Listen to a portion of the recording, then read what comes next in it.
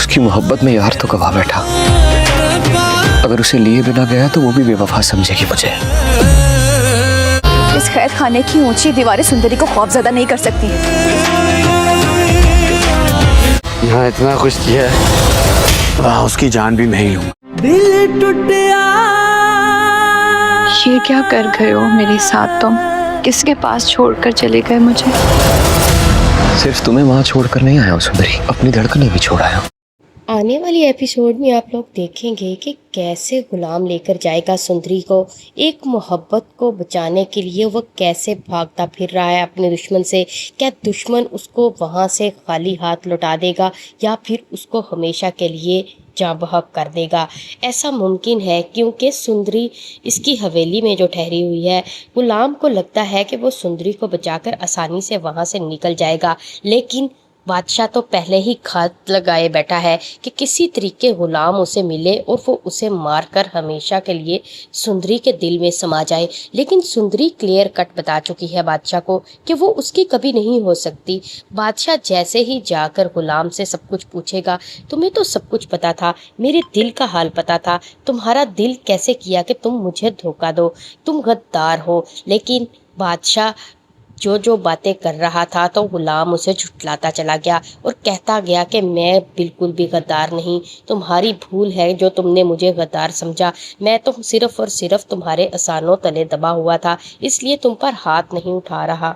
लेकिन दूसरी दफ़ा जैसे ही बादशाह गुलाम पर हाथ उठाता है तो गुलाम का हाथ भी नहीं रुकता। जहादात को ये बात बहुत गैर मुनासिब लगती है और कहीं ना कहीं साहिब जान को भी अच्छा नहीं लगता कि गुलाम बादशाह पर हाथ उठा रहा है। लेकिन दोनों ऐसे लड़ते हैं जैसे कि उनको लड़ने का हक होता है। सुंदरी खड़ी दोनों का तमाशा देखती है और सिर्फ चिल्लाती है। उसको पता होता है कि बादशाह सिर्फ और सिर्फ अपना रौब जमा रहा है गुलाम पर और उसको इस तरह के ताने देता है कि तुम नमक हराम हो, मैंने हमेशा तुम्हारे जख्मों पर मरहम रखा, लेकिन तुम उसका बदला ऐसे चुकाओगे, मैंने कभी सोचा भी नहीं था।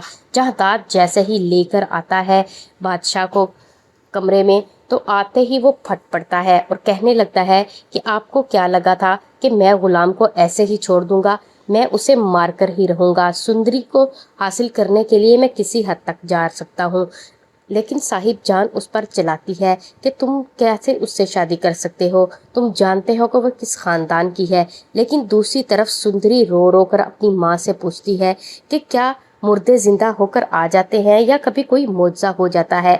दूसरी तरफ साहिब जान का भाई है कि वो एक नया टारगेट देकर उनको चला जाता है और कहता है अगर कल तक आप लोगों ने हमसे माफ़ी नहीं मांगी तो इस दफ़ा हमारी हवेली से नहीं बल्कि आपकी हवेली से जनाजा निकलेगा और वो जनाजा निकालने का हक मैं रखता हूँ। मैं चाहूँ तो अभी बादशाह को गोली मार दूँ, लेकिन मैं कल तक का इंतज़ार करूँगा। ये सारी बातें कहकर वो चला जाता है। साहिब जान अपने भाई को रोकने की बहुत कोशिश करती है, लेकिन उसका भाई नहीं रुकता। फिर साहिब जान जाकर बादशाह को कहती है कि तुम्हें शादी करनी ही पड़ेगी, लेकिन बादशाह कहता है कि मैं हरगिज़ शादी नहीं करूँगा। आप लोग जानते हैं कि मैं सुंदरी से मोहब्बत करता हूँ, फिर आप लोग मुझे ऐसे कैसे कह सकते हैं? मुझे तो आप लोगों ने कभी समझा ही नहीं, लेकिन आप लोगों से क्या शिकवा? जिसको मैंने अपने दिल की बात बताई वो भी मुझे ना समझ सका, तो फिर आप लोगों ने कैसे मुझे समझना था, जो कि आपने कभी मुझे समझा ही नहीं। आप लोगों ने तो माँ बाप का हक होने का हक भी अदा नहीं किया। आपको क्या पता मेरे दिल पर क्या बीत रही थी। मैं मछली की तरह तड़पता रहा उसके इश्क में, लेकिन आप लोगों को मेरा ज़रा भी ख्याल नहीं आया। आप लोगों को अपनी झूठी अना और सिर्फ इन रवायात की पड़ी है। मैं किसी रवायात को नहीं मानता। दूसरी तरफ मुर्ग बहुत सदमे में होती है। उसको लगता है कि वो इतनी खूबसूरत नहीं थी जो बादशाह ने किसी और को पसंद कर लिया, और अपनी सहेली से पूछती है क्या सुंदरी बहुत खूबसूरत है जो बादशाह ने मेरे बारे में एक दफ़ा भी नहीं सोचा? तो वो उसको बताती है सुना तो है कि सुंदरी बहुत खूबसूरत है, लेकिन तुमसे कम है, इसलिए तुम अपना दिल छोटा मत करो।